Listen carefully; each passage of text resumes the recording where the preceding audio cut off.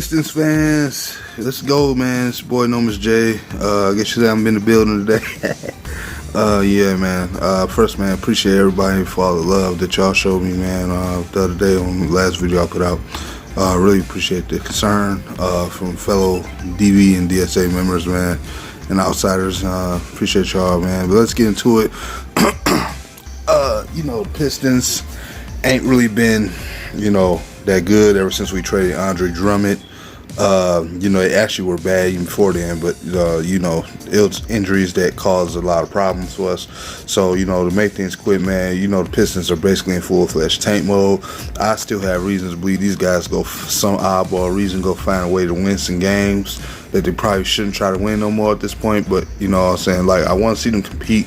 I just don't want to see them get blown out. But they can lose, but I just don't want them to get blown out. But here's the thing. I feel like the Pistons go win some games and push themselves just barely at the very final spot in the top 10 in the draft to maybe just barely outside the top 10. I mean, this is a Detroit team. We know what to expect from our team. They play good when you least expect them, and, you know, when they probably shouldn't, and then they play bad when they probably shouldn't be able to play bad, but they do. So that's just kind of what Detroit's Pistons and the rest of the Toe and company will do. Now, the thing is, I want people to understand the Pistons has some decent money for the first time in a while in free agency, but the Pistons could very well put themselves right back in the same situation they've been in the last few years by simply overspending that money. This is basically me answering the question I didn't get a chance to answer on this past week of Above the Rim. Should the Pistons be spenders in free agency this year?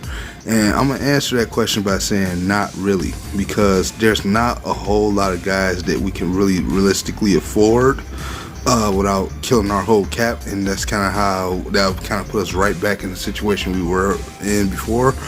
And the draft is already not that good this year. I think the Pistons need to have a system on how they spend their money. They need to realize who they need to resign. You shouldn't overpay for Christian Wood.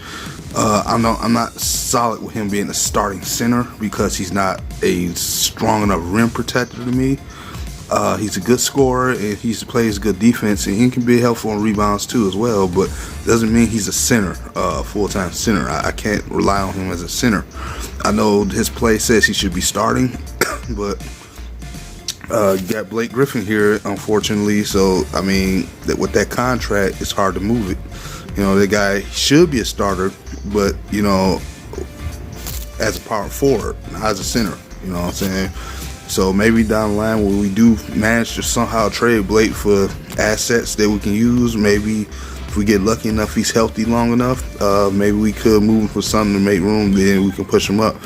But we do need to re-sign Christian Wood one way or another. I just don't think you should overpay for him. I mean, specifically since you got him off the waiver wire. And the guy was already playing good before he came with Pistons. So I feel like giving him for a very realistic, fair deal would be better for the Pistons while he's still young at 23, has time to improve. So give him for the decent payroll that you can actually afford. If he doesn't choose to take that, then that's on him. I don't think you should throw your entire cap at him. No, because we still need to find a point guard. Now, how we should find a point guard, I don't think it's through this year's draft. I'm not sold yet on this draft. It's not really a good class. You know what I mean? At this point, the Pistons would be better off going for some other teams' second-round picks that, you know, can play point guard, but they don't use them because they way below the depth chart. But they probably spend a lot of time playing through summer leagues and this and that and the third, don't get the opportunity. And whoever you can find as a veteran that you can bring on this team to possibly push as a starter. It's not really a good class of point guards to me this year, or any position this year. I mean, centers is okay. There's not too many people in the center position I really don't want to have. Not too many guys there. I mean, you got Harold and of course Andre, of course, and then you got Marc Gasol, who I'm not interested in. And you know what I mean, it's not that to me good of a class. You got a lot of overpaid guys. You got a lot of guys getting paid small money, about to get big money. The Pistons are in no shape and form need to be going out there and just splurging on any old body. They need to get guys for cheap deals they can afford to get that makes sense. You know what I'm saying, while you're in this tank mode. But primarily you need to be grooming the young guys you have. You know, you got two options already on the team to play point guard outside of D Rose. You got Kyrie Thomas, and you have Derek Walton Jr. Now, with both of those guys, I think you take them in the off season, maybe add another guy on their caliber, on their level, on their style, you know what I'm saying, who doesn't get the opportunities, that's under that's 25 or under, maybe 26 and under, and see who can give you the best results with the starting lineup, whichever how it's going to look, because you still got Luke Kennard coming back. Hopefully he'll be okay from the knee itis that he's going through, because that's a tough injury. And then you got to look at it for getting these guys to get chemistry with the starting unit. You know what I mean? That's kind of the issue right now. Nobody has any chemistry. So that's why I'm looking for them to take one of these young guards, like, again, a Kyrie Thomas or so, since he probably has the more ready point guard skills right now between him and Walter Jr. I say take them into the offseason, test them with the starting lineup, and then go off the analysis there. Because you still need to get a center, and I'm invoking for now. I'll make a video down the line when it comes to the center position. If we're drafting, I say one way or another, some way, we need to get Dot from Kansas. I know James Wiseman is out there. One of those two guys, I guess I wouldn't mind, but I would prefer Dot. To me, he's more of a center to me, I believe. You know what I'm saying? I still have to do more research on him, but I kind of like him. Mid 270-pound guy, 7 foot. Guy who can definitely develop to me well in the NBA. I think so. That's somebody the Pistons probably should consider somewhere on the draft board, whether it be a first round pick or second round pick. They should consider all options at this point, because you have to build this team. Even if you do draft him, you still need a veteran that can play with Blake Griffin and the rest of the game. So the Pistons got their work cut out for them. I'll be doing my best to keep watching on them.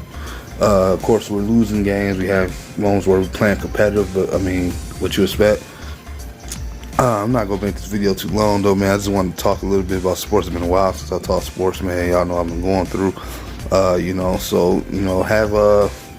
yourselves a good day. Try to have a good day, man. I'm gonna try to myself. And we'll see what the Pistons do. Hopefully they can get some team chemistry so we can start seeing what this team look like. So I'm actually hoping they do win a couple of games, just so I can see where everybody's at, because it kind of looks a mess. Like, it's really a Christian Wood driven team right now. So it's like, I kind of hope they do, other players can start stepping up more and kind of like showing what they can do for this team. They gotta find a way to get some kind of chemistry from a starting lineup point. Maybe Luke Kennard will be back soon to help kind of organize things, maybe, but you may have to be coy with him because of the injury scenario. So again, we'll see. But that's all I got for y'all right now, man. If you hadn't had a chance, man, please hit the subscribe button for your boy, man. I really would appreciate that.